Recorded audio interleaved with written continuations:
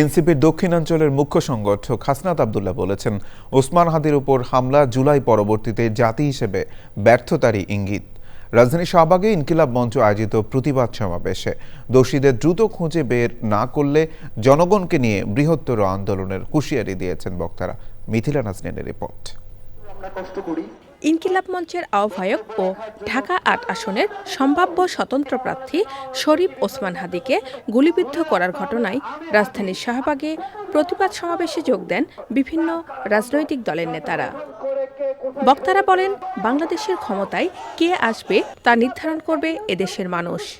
এই প্রজন্ম ক্ষমতার বলি হতে চায় না।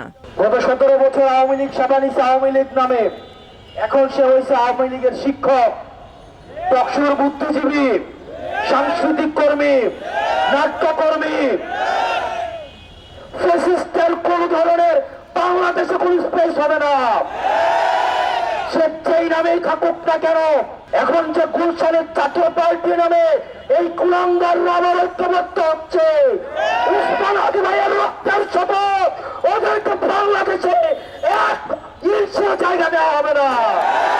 হামলাটি শুধু ওসমান হাদির উপরে হয়নি, হামলা হয়েছে বাংলাদেশের উপর, হামলা হয়েছে বাংলাদেশের স্বাধীনতার উপর, হামলা হয়েছে জুলাই বিপ্লবের উপর।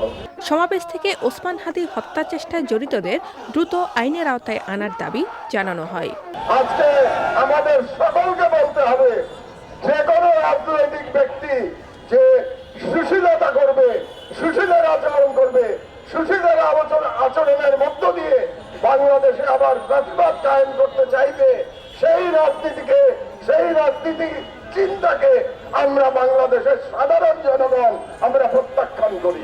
বক্তারা আরও বলেন, সামগ্রিক স্বার্থে যারা নিজেদের উৎসর্গ করেন তাদেরই প্রতিনিধিত্ব করেন ওসমান হাদি। Mithila Nazneen, channel I, Dhaka.